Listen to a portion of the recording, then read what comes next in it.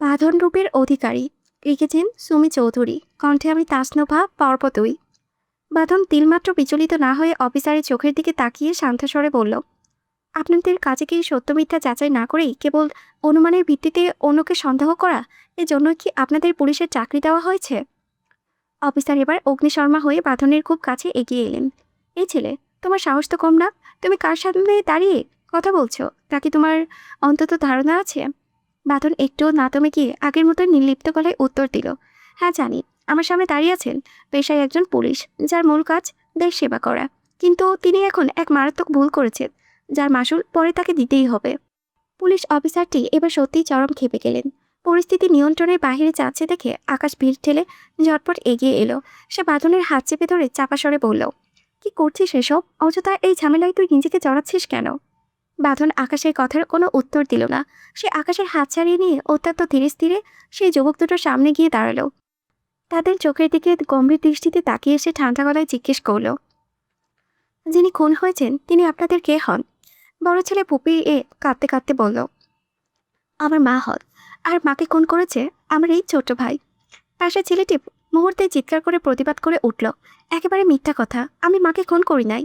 দুজনেই সবার সামনে উত্তেজিত হয়ে একে অপরের দোষারোপ করা ঝগড়া শুরু করে। বাঁধন বিরক্তিতে ভ্রু কুচকে অত্যন্ত কর্কশ স্বরে ধমক দিয়ে উঠল, চুপ করেন একদম।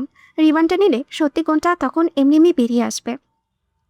রিমান্ডের নাম শুনে দুই ভাইয়ের মুখটা ভয়ে ফ্যাকাশে হয়ে গেল। বড় ভাই আর এক মুহূর্ত দেরি না করে চেয়ার ছেড়ে সরাসরি অফিসারের দিকে ছুটে গেল।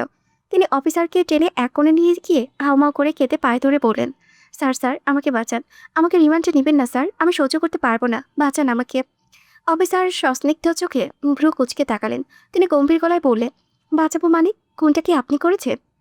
হ্যাঁ স্যার, সব কাহিনী পরে বলবো, প্লিজ আপনি শুধু আমাকে বাঁচান। অফিসার এবার মেয়েকে রাগ দেখিয়ে বললেন, তুই ভাবলি কি করে তুই খুন করবি আর আমরা সব জেনেও তোকে ছেড়ে দেবো? চল রিমান্ডে চল। ছেলেটি এবার মরিয়া হয়ে উঠল। সে কাঁপতে কাঁপতে বলল, না না স্যার, আমি টাকা দেবো আপনাকে, যত টাকা লাগে সব দেবো, তবুও স্যার আমাকে রিমান্ডে নেবেন না। টাকার কথা কানে যেতেই অফিসারের লোভী স্বভাবটা চারা দিয়ে উঠল। তিনি এদিক ওদিকে তাকিয়ে গলা খাকারি দিয়ে নিচু স্বরে বললেন, কত দিবি? ছেলেটি যেন হাতে আকাশ পেল। সে দ্রুত বলল, আপনি যত চান। ভেবে বলেছিস তো? হ্যাঁ স্যার, শুধু আমাকে বাঁচিয়ে দেন। রুম থেকে যখন ছেলেটি আর অফিসার বেরিয়ে এলো, বাঁধন তখন দেওয়ালের সাথে হেলান দিয়ে নির্লিপ্ত ভঙ্গিতে নিজের হাতঘড়ির দিকে তাকিয়ে সময় দেখছিল। অফিসারকে সামনে দেখে বাঁধন সোজা হয়ে দাঁড়ালো। তার চোখে মুখে একটা ধরনের শীতল অবজ্ঞা। সে ধীর স্থির কণ্ঠে বিদ্রূপের স্বরে বলে উঠল, তা আপনাদের ঘুষের মিটিংটা কি কমপ্লিট? কথাটা শোনা মাত্রই অফিসারের যেন বাজের মতো চমকে উঠল। তার কপালে বিন্দু বিন্দু ঘাম জমতে শুরু করলো। পাশে দাঁড়িয়ে থাকা ছেলেটা হাঁটু তখনও থরথর করে কাঁপছে। অফিসার নিজেকে সামলে দিয়ে কোনো রকমের শুকনো ঢোক গিলে গর্জে উঠলেন, কি বলছেন এসব? দেখেন, আপনি কিন্তু আইনের বিরুদ্ধে গিয়ে বড্ড বেশি বাড়াবাড়ি করছেন। আপনাকে আমরা হ্যারাস করতে বাধ্য হব। বাঁধন একটুও ঘাবড়ালো না, বরং এক মুহূর্ত দেরি না করে সে নিজের ডান হাতটা অফিসারের দিকে বাড়িয়ে দিল। তার চোখে মুখে তখন একটা ভয়ঙ্কর চ্যালেঞ্জ। সে অত্যন্ত দৃঢ় আর গম্ভীর গলায় বলল, এই নিন করুন। বাঁধনের এমন দুঃসাহস দেখে আশেপাশের মানুষজন রীতিমতো স্তম্ভিত হয়ে গেল। অফিসার নিজেও যেন নিজের চোখকে বিশ্বাস করতে পারছে না। আহসান রহমান দুশ্চিন্তায় পড়ে হাজির রহমানের দিকে তাকিয়ে ফিসফিস করে বললেন, আপু ও এসব কি করছে? পুলিশের সাথে কেন এইরকম ব্যবহার করছে? না মানে রাগ আমাদের সাথে, কিন্তু পুলিশ কি করেছে? ও এইরকম কেন করছে পুলিশের সাথে? অফিসার মুহূর্তেই ঠোঁটে কোণে এক চিপতে পাকা হাসি ফুটিয়ে তুললেন। অত্যন্ত তাচ্ছিল্যের সুরে বললেন, সাহস দেখাচ্ছেন? তাহলে তো আপনার সাহসের পরীক্ষাটা একবার করতে হয়। বলে তিনি তার পাশ কাটিয়ে একজন পুলিশকে আদেশ দিলেন, ওকে হ্যারাস করুন। পুলিশটি বাঁধনের দিকে এগোতে নিলে সাথে সাথে আহসান রহমান দ্রুত এগিয়ে গিয়ে পুলিশের সামনে মুখ চিতিয়ে দাঁড়ালেন। তিনি অত্যন্ত অনুনয় করে পুলিশকে বললেন, দেখুন আসলে আমার ছেলেটা একটু ওই রকম, একটু বেয়াদবি করে ফেলেছে, ওকে ছেড়ে দিন। বাঁধন পুলিশ অফিসারের চোখের দিকে স্থির দৃষ্টিতে তাকিয়ে অত্যন্ত দৃঢ় আর তীক্ষ্ণ গলায় গর্জে উঠল, আমি কোনো বেয়াদবি করি নাই। উনি একটু আগে ঘরের ভিতরে গিয়ে চুপি চুপি ঘুষ খেয়ে আসলেন। এই সত্যটা আমি এখন সবার সামনে দাঁড়িয়ে চিৎকার করে বলতে পারবো। বাঁধনের এই তপ্ত বাক্য শুনে অফিসারের মাথায় যেন আকাশ ভেঙে পড়ল। তিনি বিষম খেয়ে কেসে উঠলেন। তার কপালে মুহূর্তেই অপরাধবোধ আর দুশ্চিন্তার ভাঁজ ফুটে উঠল। পুলিশ কনস্টেবলরা তড়িঘড়ি করে তাকে পানি এগিয়ে দিল। পানি খেয়ে একটু ধাতস্থ হয়ে অফিসার বাঁধনের দিকে অগ্নিদৃষ্টিতে তাকিয়ে তাতে দাঁত চেপে বললেন, বেয়াদবি করার একটা সীমা থাকে, আপনি সব লিমিট ক্রস করেছেন। এই শাস্তি আপনাকে আজ হাড়ে হাড়ে পেতেই হবে। ধরো একে থানায় নিয়ে দুটো জবরদস্ত দোলাই দিলে পুলিশের সাথে মশকরা করার শখ মিটে যাবে। অফিসারের ইশারায় একজন পুলিশ কনস্টেবল হিংস্র ভঙ্গিতে এগিয়ে এসে পাথরের 2 হাত টেনে ধরল। পকেট থেকে লোহার হ্যান্ডকাপ বের করে সশব্দে বাঁধনের 2 কবজিতে পরিয়ে দিল। লোহার সেই বরফ শীতল স্পর্শে বাঁধনের চোয়াল আরও বেশি শক্ত হয়ে এলো, কিন্তু তার চোখের মরিতে এক বিন্দুও ভয়ে লেশমাত্র দেয়। ছেলের এমন দশা দেখে আহসান রহমান আর্তনাদ করে উঠলেন। তিনি পাগলের মতো এগিয়ে গিয়ে বললেন, আরে করছেন কি আপনারা? আমার ছেলেকে হাতকড়া পরাচ্ছেন কেন? ও তো বাচ্চা মানুষ, না বুঝে আবেগে বলেছে। ময়মনসিংহের আকাশ জুড়ে তখন ভোরের রোদ নামল। ঘড়ির কাঁটায় ঠিক সকাল 9টা। আনন্দমোহন কলেজের সেই ঐতিহাসিক লাল ইটের দালানগুলোর ওপরে রোদের আভা পড়ে একটা মায়াবী পরিবেশ তৈরি করেছে। বিশাল রেইনট্রির গাছগুলোর ছায় ঘেরা ক্যাম্পাসে তখন শিক্ষার্থীদের কলতালিতে মুখরিত। কলেজের সামনে গেটের ঠিক বাহিরে নিজের বাইকে হেলান দিয়ে আয়েশ করে বসে আছে ইশতিয়াক। পাশে তার সাঙ্গপাঙ্গরা দাঁড়িয়ে চোটলা করেছে। ইশতিয়াকের তীক্ষ্ণ নজর রাস্তার দিকে, কখন রূপা আসবে সেই অপেক্ষায় সে অস্থির। কলেজের সামনে হঠাৎ ইশতিয়াককে দেখে সাধারণ ছাত্রীদের মাঝে কানাঘোষা শুরু হয়ে গেছে, কারণ ইশতিয়াক সচরাচর কলেজে আসে না, আর এলেই কোনো না কোনো শোরগোল পড়ে যায়। অনেকক্ষণ পেরিয়ে গেলেও রূপাকে আসতে না দেখে ইশতিয়াক কিছুটা বিরক্ত হয়ে বলল, কলেজ টাইম হয়ে যাচ্ছে, ও আসে না কেন? পাশে থাকা রনি কাচুমাচু হয়ে বলল, আমিও তো বুঝতে পারছি না ভাই। ইশতিয়াক আর দেরি করল না, বাইক থেকে নেমে ঝাড়া দিয়ে দাঁড়িয়ে বলল, চলো ভিতরে যাই, ও ডিপার্টমেন্টের কাউকে খুঁজে জিজ্ঞেস করি। ইশতিয়াক তার দলবল নিয়ে দাপটের সঙ্গে কলেজে ঢুকলো। অনেক ছেলে ইশতিয়াককে দেখে সমীহ করে বড় ভাই বলে সালাম দিতে লাগলো, কিন্তু ইশতিয়াক সেদিকে ভুরুক্ষেপ করল না। সে সরাসরি করিডোর দিয়ে এগিয়ে চলল। আসতেই বারান্দায় এক কোণে সে কেয়া আর বৃষ্টিকে দাঁড়িয়ে থাকতে দেখল। রূপার সাথে কাল ওদেরকে দেখেছে বলে চিনতে মোটেও সময় লাগলো না। সে সরাসরি গিয়ে তাদের সামনে বুক চেতিয়ে দাঁড়ালো। ইশতিয়াকের এই হঠাৎ পরিবর্তনে কেয়া আর বৃষ্টিতে ভয়ে কুকড়ে গিয়েছে কিছুটা। ইশতিয়াক তাদের চোখের দিকে তাকিয়ে গম্ভীর গলায় বলল, তোমাদের বান্ধবী কই? বৃষ্টি কাঁপা গলায় আমতামতা করে বলল, বান্ধবী? কোন বান্ধবী? ইশতিয়াক বিরক্তিতে কপাল চুলকাতে চুলকাতে একটা বাঁকা হাসি দিয়ে বলল, ওই যে কি যেন নাম, ও হ্যাঁ রূপা, ও কই? কেয়া কাঁপা কাঁপা গলায় বলল, ও ও তো আসেনি। ইশতিয়াক পুরো কুচকে তাকালো, তার চোখে মুখে বিরক্তির ছাপ স্পষ্ট। সে সরাসরি জিজ্ঞেস করলো, কেন আসেনি? কিছু বলেছে তোমাদের? কে আর বৃষ্টি দুজনেই অসহায়ভাবে নাসূচক মাথা নাড়ল। ইশতিয়াক আর এক মুহূর্ত সেখানে দাঁড়ালো না। একটা তপ্ত শ্বাস ফেলে নিজের দলবল নিয়ে কটকট করে কলেজ থেকে বেরিয়ে গেল। ইশতিয়াক দৃষ্টির আড়ালে যেতেই বৃষ্টি ফিসফিস করে কেয়ার দিকে তাকিয়ে বলে, এই ছেলে রূপকে কেন খুঁজছে রে? কেয়া আতঙ্কে ফ্যাকাশে হয়ে জবাব দিল, কেন খুঁজছে জানিস না? কালকে ঝামেলাটাই না করলো দেখলি না? নিশ্চয়ই ওই ছেলে রূপকে মারার জন্য খুঁজতেছে। উফ, কাল কত করে বললাম যাস না, মেয়েটা শুনলই না। এদিকে ইশতিয়াক তার দলবল নিয়ে সরাসরি রূপদের বাসার সামনে এসে দাঁড়ালো। বেশ সুন্দর 3তলা বাড়ি, উপরে ছাদ আর সদর দরজার একটা বড় গেট। গেটের উপরে স্পষ্ট করে লেখা রহমান বাড়ি। ইশতিয়াক অস্থিরভাবে গেটের সামনে পায়চারি করছে। তার চোখ কখনো ছাদের দিকে যাচ্ছে তো কখনো সরাসরি রুমের লাকোয়া বেলকুড়িগুলোর ওপর দিয়ে ঘুরে আসছে। তার সারাটা অস্তিত্ব যারা ছটফট করেছে শুধু একবার রূপকে দেখার জন্য। তীব্র জ্বরে গা পুড়ে যাচ্ছে রূপার, শরীরটা পিছিয়ে আছে। টলমল পায়ে সে বিছানা থেকে কোনো মতে উঠল। চুলগুলো অবিন্যস্ত হয়ে পিঠের উপরে ছড়িয়ে আছে। সে ওয়াশরুমে ঢুকে ব্রাশে পেস্ট নিয়ে দাঁত মাজতে মাজতে আলতো করে বেলকনির দিকে এগিয়ে এলো। একটু মুক্ত বাতাস পাওয়ার আশায় বাইরে পা রাখতে তার চোখ আটকে গেল নিচে। হঠাৎ তাদের বাসার ঠিক সামনে কালকের ওই ছেলেগুলোকে দেখে রূপা রীতিমতো আটকে উঠল। আতঙ্কে আর বিস্ময়ে সে ওপরে থেকেই স্থির হয়ে তাকিয়ে রইল। ঠিক সেই মুহূর্তে ইশতিয়াকের নজর গেল ওপরে, সরাসরি রূপার চোখের ওপরে। রূপাকে দেখা মাত্রই ইশতিয়াকের ঠোঁটে কোনো একটা চওড়া হাসি ফুটে উঠল। সে হাত নাড়িয়ে রূপাকে ইশারায় হাই জানালো। মুহূর্তের মধ্যে সেই খুনের বাড়িতে পুলিশের গাড়ি এসে থামলো। জিপ থেকে স্বয়ং ওসি সাহেব নামলেন। তাকে দেখা মাত্রই উপস্থিত সব পুলিশ অফিসার শটান দাঁড়িয়ে সেলুট দিলেন। কিন্তু ওসি সাহেবের নজর গেল একপাশে দাঁড়িয়ে থাকা সেই সুদর্শন যুবকের দিকে, যার হাতে চকচকে লোহার হ্যান্ডকাপ পরানো। তিনি পুরো কুচকে দায়িত্বপ্রাপ্ত অফিসারের দিকে তাকিয়ে গম্ভীর গলায় বললেন, কি হয়েছে? একে হ্যারাস করছে কেন? অফিসার কিছুটা আমতামতা করে বললেন, স্যার ও চরম বেয়াদবি করেছে, লিমিট ক্রস, আমার নামে উল্টাপাল্টা কথা বলেছিল। ওসি সাহেব অবাক হয়ে জিজ্ঞেস করলেন, করেছেটা কি সে? অফিসার তখন বাঁধনের সব কথা আর তর্কের বিষয়গুলো বিস্তারিত বললেন। সব শুনে ওসি সাহেব বাঁধনের দিকে তীক্ষ্ণ দৃষ্টিতে তাকিয়ে বললেন, এই ছেলে, তোমার সাহস তো কম না, পুলিশের সাথে মশকরা করো? আহসান রহমান এবার ওসির দিকে অত্যন্ত কাতর হয়ে তাকিয়ে বললেন, দেখুন স্যার, আমার ছেলেটা একটু জেদি স্বভাবের, প্লিজ ওকে ছেড়ে দিন। ওসি সাহেব কোনো কথা না বলে বাঁধনের খুব কাছে গিয়ে দাঁড়ালেন। এরপর আদেশ দিলেন, তোমার মাস্কটা খোলো তো। বাঁধন নির্বিকার ভঙ্গিতে নিজের মুখের মাস্কটা সরিয়ে ফেলল। মাস্কটা সরাতেই বাঁধনের পূর্ণ চেহারা সামনে এলো। বাঁধনের মুখটা দেখা মাত্রই ওসি সাহেবের হাত থেকে পুলিশের লাঠিটা প্রায় পড়েই যাচ্ছিল। তার চেহারায় কাঠিন্য মুহূর্তেই উধাও হয়ে সেখানে চরম আতঙ্ক আর সম্মানভর করল। তিনি এক মুহূর্ত দেরি না করে তড়িৎ গতিতে বাটনকে সিলেট ঠুকলেন এবং কাঁপা কাঁপা গলায় বললেন, স্যার, আপনি এখানে এই অবস্থায়? উপস্থিত সবার চোখ যেন তখন বিস্ময়ে চরকাজ। পুলিশি অফিসার তো রীতিমতো ভরকে গিয়ে অসির দিকে তাকিয়ে তোতলাতে তোতলাতে বললেন, স্যার, ওকে স্যার বলছেন কেন? কে ও? ওসি সাহেব রাগে আর ভয়ে অফিসারের দিকে চিৎকার করে উঠলেন, আরে গাধা, কি করলে এটা? ইনি তো আপনাদের শহরের নতুন এসপি স্যার, যিনি কিছুদিন আগে বিসিএস শেষ করে 1 বছরের কঠিন ট্রেনিং দিয়ে এই পদে নিযুক্ত হয়েছেন। আজই ওনার আমাদের জেলায় জয়েন করার কথা ছিল। ইনি সেই অফিসার। পুরো এলাকা তখন স্তব্ধ। আহসান রহমান পাথরের মতো দাঁড়িয়ে রইলেন। যে ছেলেকে পুলিশ অপরাধী ভেবে ধরে নিয়ে যাচ্ছিল, সেই এখন এই পুরো জেলার পুলিশের প্রধান। বাঁধনের ঠোঁটের কোণে তখনও সেই রহস্যময় শীতল হাসিটা লেগে আছে। সাথে সাথে উপস্থিত সব পুলিশ সদস্য একসাথে শটান হয়ে দাঁড়িয়ে বাঁধনকে স্যালুট জানালো। পুলিশ অফিসার নিজেও এবার ভয়ে ঘামতে শুরু করেছে। তার কপালে বিন্দু বিন্দু ঘাম জমেছে। তিনি বাঁধনের দিকে তাকিয়ে হাত জোর করে কাঁপা কাঁপা গলায় বললেন, স্যার, আমি আপনাকে চিনতে পারি নাই, বড় ভুল হয়ে গেছে স্যার, প্লিজ ক্ষমা করবেন। বাঁধন এবার তার শীতল আর ভারী কণ্ঠে বলা শুরু করলো। তার প্রতিটি শব্দে যেন কমান্ডিং পাওয়ার ঝরে পড়েছে।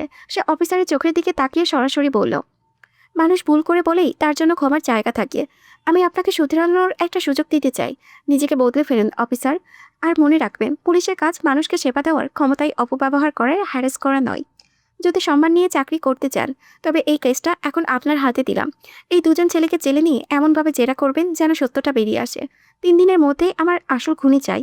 আর লাস্টে কিভাবে মারা হয়েছে তার মেডিকেল রিপোর্ট আগামী 24 ঘন্টার মধ্যে আমার টেবিলে দেখতে চাই। ক্লিয়ার? ওসি সাহেব সোজা হয়ে দাঁড়িয়ে দারজ গলায় বললেন, ইয়েস স্যার, আমরা এখনই কাজ শুরু করছি। পুলিশের লোকজন হুড়মুড় করে এগিয়ে এসে বাঁধনের হাত থেকে হ্যান্ডকাফ খুলে দিল। বাঁধন আর এক মুহূর্ত সেখানে দাঁড়ালো না। কারো দিকে না তাকিয়ে, কোনো উত্তর না দিয়ে মুখ চেতিয়ে বড় বড় পা ফেলে বাড়ি থেকে বেরিয়ে গেল। এদিকে আহসান রহমান, হাজির রহমান, আতিকুর রহমান আর আকাশ সবাই যেন পাথরের মূর্তির মতো দাঁড়িয়ে।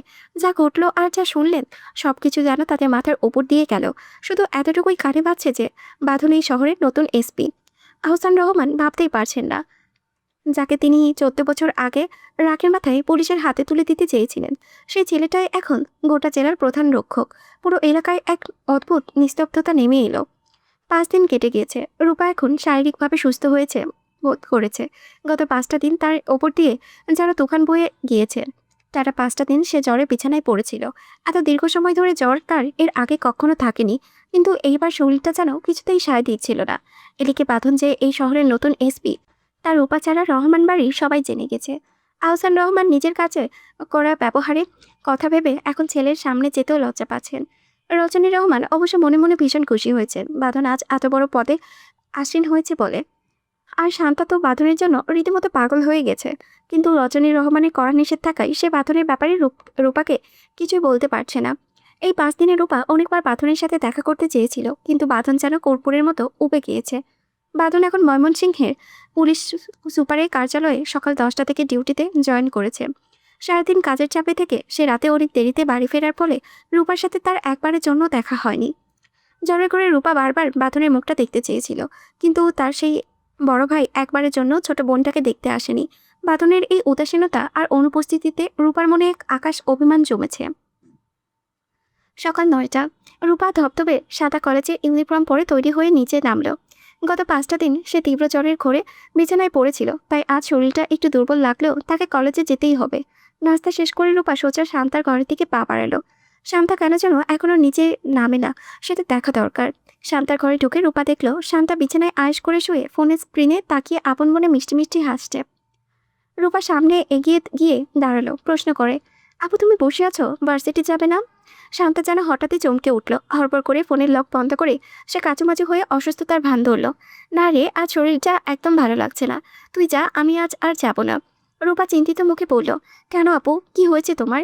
শান্তা পেটে হাত দিয়ে একটা মেয়েকে যন্ত্রণায় অভিনয় করে বলল, পিরিয়ডে প্রচণ্ড পেট ব্যথা করছে। রূপা আর কথা বাড়ল না। ও আচ্ছা, তাহলে তুমি রেস্ট নাও, আমি গেলাম। সকালবেলার ব্যস্ত রাস্তায় তখন রিক্সা আর ইজি বাইকের জটলা। রাস্তার মোড়ে দাঁড়িয়ে থাকা সেই বখাটেদের আস্ফালন যেন বেড়েই চলেছে। কলেজের মেয়েদের দেখলেই তারা সস্তার শীষ দিচ্ছে আর আজেবাজে মন্তব্য করছে। তাদেরই একজন একটা মেয়ের দিকে তাকিয়ে টিটকার করল, আরে শালি, কি মাল রে ভাই, একদম কচি আপেলের মতো দেখতে। ঠিক সেই রাস্তার রোড দিয়েই দাপটের সাথে বাইক চালিয়ে আসছিল বাঁধন। তার পরনে পুলিশের কর্বের ইউনিফর্ম, ময়মনসিংহের নতুন এসপি। নেভি ব্লু রঙের একদম টান টান ফিটিং ইউনিফর্মে বাঁধনের সুটাম দেহভঙ্গি যেন ফেটে পড়েছে। কাঁধের উপরে রূপালী রঙের তিনটে শাপলা রোদ লেগে চিকচিক করেছে। মাথায় দামে হেলমেট, আর সেই হেলমেটের কাছে আড়াল থেকেও তার তীক্ষ্ণ দৃষ্টির তেজ টের পাওয়া যাচ্ছে। তার স্টিল করা বা চোখের ভ্রুটা যা তাকে এক মারাত্মক হ্যান্ডসাম আর খুনি লুক দিচ্ছে। ফর্সা কবজিতে বাঁধা কালো লেদারের বেল্টের এক বিশাল আকৃতির দামি ঘড়ি। সে এক হাতে বাইক কন্ট্রোল করে অন্য হাতে আলতো করে স্টাইলে হ্যান্ডেলের ওপরে রাখছে। ইউনিফর্মে বাঁধনকে আজ এতটাই পাওয়ারফুল আর আকর্ষণীয় লাগছে যে রাস্তার মানুষ তার দিকে থেকে চোখ সরাতেই পারছে না। সে বাইক চালিয়ে এগিয়ে আসছে। আর ঠিক সেই মুহূর্তেই বাম দিকের গলি থেকে রূপা বেরিয়ে এলো। রূপা দ্রুত পা চালিয়ে মেইন রাস্তায় উঠে সামনের দিকে হাঁটতে শুরু করলো। রূপা যখন সেই বখাটে ছেলেদের কাছাকাছি পৌঁছালো, তখন তার সামনে আরও দুটো কলেজের মেয়ে হাঁটছিল। বখাটেদের মধ্যে একটা হিরঞ্জির মতো দেখতে ছেলে রূপার সামনে মেয়েটির বুকের দিকে কুরুচিপূর্ণ তাকিয়ে বাকি ছেলেদের উদ্দেশ্যে অট্টহাসিতে বলে উঠল, আরে ভাই দেখ, একদম নিচে ঝুলে গিয়েছে, মনে হয় ভেতরে কিছু পড়ে নাই, দুলছে তো দুলছেই। কথাটা রূপার কানে বিষাক্ত তীরের মতো বাঁধল। সামনের মেয়ে দুটো রাগে আর অপমানে মাথা নিচু করে চলে যেতে থাকলেও রূপা নিজেকে সামলাতে পারে না। তার রক্ত টকবক করে ফুলে উঠেছে। সে এক মুহূর্ত দেরি না করে পায়ের জুতা খুলে সেই ছেলেটার সামনে গিয়ে তার গেঞ্জির কলার খামচে ধরল। তারপর কোনো কিছু ভাবার আগেই ঠাস ঠাস করে জুতার বাড়ি মারতে শুরু করলো ছেলেটার গালে আর পিঠে। রূপার চোখের দৃষ্টি তখন আগুনের কোলার মতো জ্বলছে। সে চিৎকার করে বলতে লাগলো, খুদ্দার বাচ্চা, মা বোনদের সম্মান করতে জানিস না? যে নারী তোকে 10 মাস 10 দিন গর্ভে ধারণ করেছে, সে নারীর বুকে ফুটে আসা দুধ খেয়ে তুই বড় হয়েছিস, আর সেই নারীর অঙ্গ নিয়ে নোংরা নজরে কথা বলিস? লজ্জা করে না তোর? যে শরীর থেকে জন্ম হয়েছে সেই শরীরকেই তুই ভোগের বস্তু মনে করিস? তাহলে কি তুই তোর মাকেও এমন নজরেই দেখিস? রূপার এমন সাহসী রুদ্রমূর্তি দেখে সেই মেয়ে দুটো থমকে দাঁড়িয়ে গেল। আশেপাশে আরও অনেকে নারী ভিড় জমালো। ঠিক সেই চরম উত্তেজনার মুহূর্তেই বাদন তার গর্জন করা বাইকটি নিয়ে সেখানে পৌঁছালো। রাস্তায় জটলা আর একটি মেয়েকে ছেলে পেটাতে দেখে সে রূপার ঠিক পেছনে হার্ট ব্রেক কষে বাইক থামিয়ে দিল। হুট করে পুলিশি এসপির ইউনিফর্ম পরা একজন দীর্ঘদেহী অফিসারকে বাইকের ওপরে দেখতে পেয়ে উপস্থিতির ধারণা মানুষ আর বখাটেদের কলিজা শুকিয়ে গেল। সবার মনে একটা অজানা আতঙ্ক, এখন না জানে কি হয়। বখাটেরা থরথর করে কাঁপতে শুরু করেছে, কিন্তু রূপার তখনও কোনো হুঁশ নেই। সে তখনও রাগে অন্ধ হয়ে বাদনকে খেয়াল করেনি। সে ছেলেটাকে আরও জোরে জোরে জুতার বাড়ি মারতে মারতে বলতে লাগলো, তোরে আজকে আমি মেরেই ফেলবো, মেরে তোকে থুতু দিয়ে গোসল করাবো। কুত্তার বাচ্চা, মেয়েদের সম্মান দিতে না জানলে এই সমাজে তোর মতো জানোয়ারদের বেঁচে থাকার কোনো অধিকার নেই। মনে রাখিস, নারীরা যেমন জন্ম দিতে জানে, তেমনি তোদের মতো পিশাচদের পিষে মারতেও জানে। ধাতনের কাছে এখন পুরোপুরি পরিষ্কার হয়ে গেল কেন মেয়েটা ওই ছেলেকে পশুর মতো পেটাচ্ছে। বাঁধন মুগ্ধ নয়নে তাকিয়ে রইল।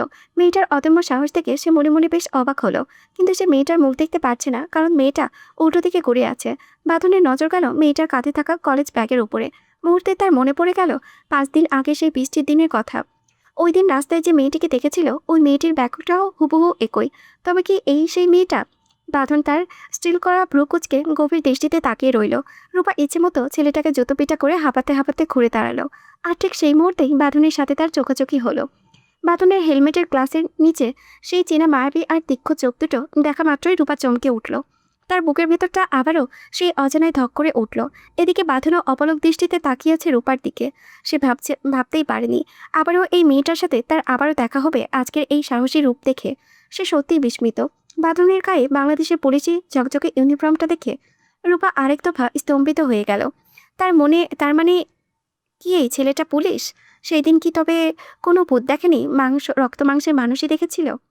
তাদের দুজনের এই নীরব ভাবনার মাঝেই সেই বখাটে ছেলেগুলো সুযোগ বুঝে দৌড়ে পালাবার চেষ্টা করলো। পাতন মুহূর্তের মধ্যে চোখের পলকে তার প্যান্টের বেল্টের হোলস্টার থেকে সার্ভিস রিভলভার বের করলো। বাইকের উপরে বসতেই অত্যন্ত নিখুঁত নিশানায় হাতটা বাড়িয়ে পরপর ঠাস ঠাস করে 3টে গুলি ছুড়ল। প্রতিটি গুলি সরাসরি গিয়ে পালায়নরত 3টে বখাটের পায়ে। গুলির সেই বিকট শব্দে পুরো এরিয়া কেঁপে উঠল। রূপা ভয়ে চিৎকার দিয়ে 2 হাতে নিজের কান চেপে ধরে চোখ বন্ধ করে ফেলল। ছেলেটা 3টা নিজেদের পা আঁকড়ে ধরে রাস্তার মাঝখানে লুটিয়ে পড়ল। জটনাটা তার গগন বিদারী আর্তনাদের আশেপাশে বাতাস ভারী হয়ে উঠল। বাদল অত্যন্ত নির্লিপ্ত ভঙ্গিতে তার পকেট থেকে স্মার্টফোনটা বের করলো। তার চোখে মুখে কোনো দয়া বা অনুশোচনার চিহ্ন নেই, বরং একটা কঠোর প্রশাসনিক গাম্ভীর্য ফুটে উঠেছে। সে সরাসরি পুলিশ লাইন্সে ফোন দিয়ে অত্যন্ত গম্ভীর ও ভারী কণ্ঠে কমান্ড দিল, এসপি ময়মনসিংহ স্পিকিং। ব্রহ্মপুত্র মোড়ে ইমিডিয়েটলি একটি ব্যাকআপ টিম আর অ্যাম্বুলেন্স পাঠাও। 3টে পটেনশিয়াল ইফটিজিআরকে নিউট্রালাইজ করা হয়েছে। I want them in custody right now. Over. Rupa ধীরে ধীরে চোখ খুলে রাস্তার দিকে তাকিয়ে শিউরে উঠল। ছেলেগুলো পা ধরে ছটপট করছে, আর সেখান থেকে রক্ত গড়িয়ে কালো পিস্তালা রাস্তা ভিজে যাচ্ছে। যে মেয়েটাকে নিয়ে এই নোংরা মন্তব্য করা হয়েছে তার চোখ দুটো এখন এক অদ্ভুত প্রশান্তির হাসি। সে যেন একটা দীর্ঘদিনের জমানো অপমানের বিচার পেল। কিছুক্ষণের মধ্যেই সাইরেন বাজিয়ে পুলিশের একটি ভ্যান সেখানে এসে পৌঁছালো। গাড়িতে থামতেই 4জন পুলিশ অফিসার তড়িৎ গতিতে নেমে সরাসরি বাঁধনের সামনে গিয়ে শটান দাঁড়িয়ে সিলুট ঠুকলো। বাঁধন তখনও বাইকের উপরে বসে আছে। সে শীতল চোখে অপরাধীদের দিকে ইশারা করে তারজ গলায় আদেশ দিল, এই 3টে জানোয়ারকে তুলে ভ্যানে ভরেন। জনসম্মুখে মেয়েদের সম্মান নিয়ে চিনিমিনি খেলার সাহস কিভাবে হয় সেটা এদের হাড়ে হাড়ে বুঝিয়ে দিতে হবে। হাজতে নিয়ে গিয়ে এমনভাবে ট্রিটমেন্ট দেবেন যেন সারা জীবন মনে থাকে যে ময়মনসিংহের রাস্তায় দাঁড়িয়ে মেয়েদের দিকে তাকানোর পরিণাম কি হয়। নিয়ে যান এদের। বাঁধনের এই বজ্রকণ্ঠ শুনে পুলিশ সদস্যরা এক মুহূর্ত দেরি না করে ছেলেগুলোকে টেনে হিঁচড়ে ভ্যানে তুলতে শুরু করলো। পুরো এলাকায় তখন বাঁধনের দাপটে থমথমে হয়ে আছে। ছেলেগুলোকে নিয়ে যাওয়ার পর চারপাশে থমথমে পরিবেশটা মুহূর্তেই শান্ত হয়ে এলো। বাঁধন উপস্থিত উৎসুক জনতার দিকে তার তীক্ষ্ণ নজর বলিয়ে গম্ভীর অথচ দারুজ গলায় বলল, আপনারা যার যার কাজে যান, এখনও এখানে সিনেমা চলছে না। আর মেয়েরা, আপনাদের কলেজের সময় হয়ে যাচ্ছে, তোমরা কলেজে যাও। আর শোনো, যতদিন এই শহরে আমি আছি ততদিন কোনো বখাটে জানোয়ারে তোমাদের দিকে খারাপ নজর দেওয়ার সাহস পাবে না। যদি তোমাদের কাউকে কেউ ডিস্টার্ব করে বা নোংরা কথা বলে তবে ভয় পেও না, সরাসরি 999 নাম্বারে কল করবে। আমরা অবশ্যই এর বিরুদ্ধে করার অ্যাকশন নেব। এখন যাও সবাই। বাঁধনের বজ্রকণ্ঠ শুনে সাধারণ মানুষ ভয়ে আর সম্মানের মাথা নিচু করে দ্রুত যার যার গন্তব্যে চলে গেল। মেয়েরাও স্বস্তির নিঃশ্বাস ফেলে কলেজের দিকে হাঁটা দিল। এদিকে রূপা তখনও এক জায়গায় দাঁড়িয়ে তত্তর করে কাঁপছে। তার মানে সেদিন সে কোনো ভূত দেখেনি, রক্ত মাংসের মানুষই দেখেছিল। যে মানুষটাকে সে ভয়ঙ্কর ভেবেছিল সেই এখন এই শহরের বর্তমান সমসাময়িক ক্ষমতার অধিকারী এক পুলিশ অফিসার। রূপার এক মুহূর্ত সেখানে দাঁড়াতে চাইল না। সে ঘাড় ঘুরিয়ে করে উল্টো ঘুরে হাঁটা দিতেই পেছন থেকে বাঁধনের সেই ভারী কণ্ঠস্বর ভেসে এলো, এই শোনো। রূপা যেন বিদ্যুৎ স্পষ্ট হলো। ভয়ে তার পা দুটো মাটিতে আটকে গেল। সে ভাবল সবার সামনে সে ওই ছেলেটাকে ওভাবে চুটোপিটা করেছে বলে হয়তো এই পুলিশ অফিসার তাকেও এখন ধরে নিয়ে জেলে নিয়ে যাবে। সে কোনো মতে কাঁপতে কাঁপতে বাঁধনের দিকে ঘুরে দাঁড়ালো। চোখ দুটো ছলছল করে উঠল তার। ভয়ে জড়সড় হয়ে পড়ল, স্যার, আমি জাস্ট নোংরা কথা বলার জন্য ওই ছেলেকে মেরেছি। ও খুব আজে বাজে কথা বলেছিল মেয়েটাকে নিয়ে। স্যার প্লিজ আমাকে জেলে নেবেন না। রূপার এমন হঠাৎ বিতরূপ দেখে বাঁধন চোখের কোণে একটা বাঁকা হাসি ফুটিয়ে উঠল। কিছু আগে যে মেয়েটাকে রুদ্র মূর্তিতে একটা ছেলেকে পিটাচ্ছিল সে এখন একটা ছোট্ট কাঠবিলারির মতো ভয়ে অস্থির হয়ে আছে। বাঁধন বাইকের উপরে আয়েশ করে বসে দীর্ঘশ্বাস ফেলে রূপার চোখের দিকে তাকিয়ে বলল, নাম কি তোমার? রূপা মাথা নিচু করে নিচু সরে বলল, রূপা। রূপা নামটা শোনা মাত্রই বাঁধনের গম্ভীর মুখটা মুহূর্তের জন্য আরও একটু গম্ভীর হয়ে উঠল। সে রূপার দিকে তাকিয়ে সরাসরি প্রশ্ন করল, তোমার বাবার নাম কি? রূপা এক মুহূর্তের জন্য দ্বিধায় পড়ে গেল। তার সামনে এখন দুজন বাবার পরিচয়, একজন আহসান রহমান আর অন্যজন তার জন্মদাতা পিতা মারুফ হাসান। এখন কি করবে? বর্তমানে তার বাবা আহসান রহমানের নাম বলবে? পরে করেই ভাবলো এই কড়া পুলিশ অফিসার যদি পরে কোনোভাবে জানতে পারে সে মিথ্যে বলেছে তবে নির্ঘাত তাকে জেলের ভাত খেতে হবে। বড় কোনো বিপদের ঝুঁকি না নিয়ে সে তার জন্মদাতার নামে উচ্চারণ করলো, মারুফ হাসান। রূপার মুখে নিজের বাবার নাম না শুনে বাঁধন একটা দীর্ঘশ্বাস টানল। সে হয়তো অবচেতন মনে তার সৎবোন রূপা আশা করেছিল। মনে মনে নিজেকেই বোঝালো নাম এক হতেই পারে, তাই বলে কি মানুষটাও এক হবে? বাঁধন নিজেকে সামনে নিয়ে রূপার দিকে তাকিয়ে আবারও প্রশ্ন করল, কোন কলেজে পড়ো? রূপা মাথা নিচু করে জবাব দিল, আনন্দমোহন। কোন ইয়ার? Second year. হঠাৎ বাঁধনের ফোনের স্ক্রিনে জ্বলে উঠল। স্ক্রিনে নাম দেখে সে মুহূর্তে বাইকের উপরে সোজা হয়ে বসলো এবং হ্যান্ডেলে ধরে স্টার্ট দিল। ইঞ্জিনের গর্জনে তুলে রূপার দিকে তাকিয়ে বলল, ঠিক আছে কলেজে যাও, আর কোনো সমস্যা হলে 999-এ কল দিও। বলেই বাঁধন চোখের পলকে বাইক চালিয়ে ধুলো উড়িয়ে সামনের দিকে এগিয়ে গেল। রূপা থমকে দাঁড়িয়ে সেই পথের দিকে তাকিয়ে রইল। তার মনে তখন হাজারো প্রশ্নকে, কে এই মানুষটা? কেন তার চাহনিতে এত চেনা মায়াবী টান? আর এই মানুষটা কি আসলে পুলিশ? সে কি তবে সেই দিন কোনো ভূত দেখেনি? কলেজের কাছের একদম কাছাকাছি আসতেই রূপার মেজাজটা আবারও বিগড়ে গেল। সে দেখল বাইকের উপরে হেলে দিয়ে আয়েশ করে বসে আছে ইস্তিয়া। তার পরনে একটা সাদা টি শার্ট, তার ওপরে কালো জ্যাকেট যার সামনের বোতামগুলো খুলে ফেলে ভেতরের সাদা অংশটা দেখা যাচ্ছে। সাথে কালো প্যান্ট আর গলায় ঝোলানো একটা দামি রূপার চেইন, যেটাতে গিটারের মতো একটা লকেট ঝুলছে। চোখে কালো করে সানগ্লাস করে সে যেন কোনো সিনেমার নায়কের মতো ভাব নিয়ে বসে আছে। রূপার কপাল বিরক্তিতে কুঁচকে গেল। এই 5 দিনে সে জ্বরে ভুগেছে ঠিকই, কিন্তু যখনই জানালার দিয়ে বাইরে তাকিয়েছে বা একটু সুস্থ হয়ে নিচে নেমেছে, তখনই এই ইস্তিয়াকের বাসার নিচে ঘোরাঘুরি করতে দেখেছে। হুট করে তাকে এভাবে নিজের বাড়ির আশেপাশে দেখে রূপা এমনিতেই চরম রেগেছিল। আজ সামনে পেয়ে সে আর নিজেকে সামলাতে পারল না। রূপা সরাসরি ইস্তিয়াকের সামনে গিয়ে দাঁড়িয়ে কড়া গলায় বলল, আপনার সমস্যা কি বলুন তো? প্রতিদিন আমার বাসার সামনে কেন ওভাবে দাঁড়িয়ে থাকেন? হুট করে রূপাকে এভাবে সামনে আসতে দেখে ইস্তিয়াক কিছুটা ভরকে গেলেও সামনে নিয়ে সোজা হয়ে দাঁড়ালো। চোখ থেকে সানগ্লাসটা খুলে রূপার দিকে এক পলক তাকিয়ে হালকা হেসে বলল, ওইটা তো রাস্তা, আমি তো স্রেফ রাস্তায় দাঁড়িয়ে থাকি, তোমার বাসার ভেতরে তো ঢুকি না। রূপা দুকোমরে হাত দিয়ে মুখ বাঁকিয়ে ঝাঁঝালো কণ্ঠে উত্তর দিল, তাই বুঝি? তো সারা শহর খুঁজে আর কোনো রাস্তা পেলেন না? আমার বাড়ির সামনেই আপনাদের দাঁড়ানোর জন্য একটা মাত্র রাস্তা টিকে আছে। তা বুঝলাম, আপনি রাস্তায় দাঁড়িয়ে থাকেন, তো আমাকে দেখে অমন দাঁত বের করে হাসেন কেন? কেন আমাকে হাই দিয়েছেন আপনি? ইস্তিয়াক মাথা চুলকাতে চুলকাতে বাঁকা একটা হাসি দিয়ে বলল, তুমি আসলে অনেক বেশি কথা বলো তো। রূপা এক চলো ছাড় না দিয়ে পাল্টা জবাব দিল, মুখ আছে অবশ্যই বলবো, আপনার তাতে কি? ইস্তিয়াক যেন রূপার এই রাগী রূপ দেখে আরও মজা পেল। সে সানগ্লাসটা জ্যাকেটের পকেটে রাখতে রাখতে বলল, ওকে, নো প্রবলেম, বলো, আমি শুনছি। তোমার কথাগুলো আমার কাছে আমৃত্যুর মতো মধুর লাগে। ইস্তিয়াকের এই নির্লজ্জ উত্তর শুনে রূপা একদম অগ্নিশর্মা হয়ে গেল। সে এক মুহূর্ত থামল না। এক নিঃশ্বাসে ইস্তিয়াককে লক্ষ্য করে বলতে লাগলো, তাই খুব ভালো লাগছে। তাহলে শুনুন, আপনি একটা কুত্তা, কাঁথা, শিয়াল, শূকর, গরু, ছাগল, ভেড়া, মহিষ, বানর, হনুমান, ভালুক, শিয়াল, নেকড়ে, হায়না, ইঁদুর, চিকা, বিড়াল, ছাপ, পিছু, গুইসাপ, চামচিকা, হাতি, ঘোড়া, কন্টার। রূপার মুখে পৃথিবীর সব পশুর নামের ফিরিস্তি শুনে ইস্তিয়াক চোখ টেরা করে ফেলল। সে বুকে হাত দিয়ে নাটকে ভঙ্গিতে পেছনে থাকা নিজের বাইকের দিকে হেলে পড়তে পড়তে আর্তনাদ করে উঠল, ও আল্লাহ, কেউ আমারে ধর, হার্ট অ্যাটাক করবো মনে হয়। রূপা ওর নাটকপনা দেখে একটা বিশ্রী মুখভঙ্গি করে গটগট করে কলেজের ভেতরে ঢুকে গেল। রনি ইস্তিয়াককে কোনো মতো ধরে ফেলে অবাক হয়ে বলল, ভাই, কি ডেঞ্জারাস মেয়ে রে বাবা, আমি নিজেও তো এত পশুর নাম জানি না, আর এই মেয়েটা এক নিঃশ্বাসে এতগুলো পশুর নাম কেমনে বলল? ইস্তিয়াক তখনও ঘোরের মধ্যে। সে হাঁপাতে হাঁপাতে বলল, আমাকে পানি দে তাড়াতাড়ি, গলা শুকিয়ে কাঠ হয়ে গেছে। পাশ থেকে একজন ছেলে তড়িঘড়ি করে এক বোতল পানি নিয়ে এলো। ইস্তিয়াক প্রাণ ভরে ঠকঠক করে পানি খেয়ে বুক ভরে দীর্ঘশ্বাস নিল। রনি সুযোগ বুঝে এবার ফোরন কাটল, ভাই, মেয়েটা বিয়ের আগে আপনার সাথে এমন চঞ্চল আচরণ করেছে, বিয়ের পর তো এই মেয়ে আপনাকে ছাটাপেটা করতেও পিছুপা হবে না। ভাই ভাবেন কপালে কি আছে। ইস্তিয়াক আর টি শার্টটা কলারটা একটু স্টাইলে ছেড়ে দিয়ে একগাল হেসে বলল, আরে শালা, ও তো ইস্তিয়াকের হবু বউ, আর ইস্তিয়াকের বউ কি এতটা শান্ত হবে নাকি? আমি যেমন ডেঞ্জারাস, আমার বউ হবে তেমন ডেঞ্জারাস। আর রইল জাটা পেটা, বউয়ের হাতে ওসব আদরে মার দু একটা খাওয়া তো কোনো বড় ব্যাপারই না। আর সেই বউ যদি রূপা হয় তাহলে তো কথাই নেই, ওর হাতে সারা জীবন মার খেতেও আমি রাজি। ময়মনসিংহের জেলা পুলিশ সুপারের কার্যালয়, বিশাল বড় কক্ষ, যার আভিজাত্যে আর গাম্ভীর্য যে কাউকে শুরুতেই বুঝিয়ে দেবে এই শহরের আইন শৃঙ্খলার মূল কেন্দ্রবিন্দু তিনি। ঘরের মাঝখানে রাখা বিশাল এক মেহগনি কাঠের টেবিল, যার উপরটা কাঁচ দিয়ে ঢাকা। টেবিলের আশেপাশে বাংলাদেশের জাতীয় পতাকা আর অন্যান্য পুলিশের লোগোখচিত স্ট্যান্ড।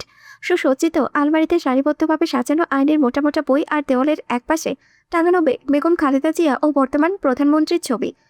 এসপি বাঁধন আর তার সেই গদিওয়ালা উঁচু কালো রিভলভিং চেয়ারের মাথা এলিয়ে দিয়ে চোখ বন্ধ করে আছে। পুরো ঘরে এসির একটা মৃদু গুনগুন শব্দ ছাড়া আর কোনো শব্দ নেই। বাঁধনের বাগানের কাছে লেগে আছে সাদা রঙের একটি দামি অ্যাপল ইয়ারপড। সেখানে মৃদুস্বরে বাজছে অনেক বছর পুরনো একটি গান, যা বাঁধনের প্রায়ই একা থাকলে শোনা হয়।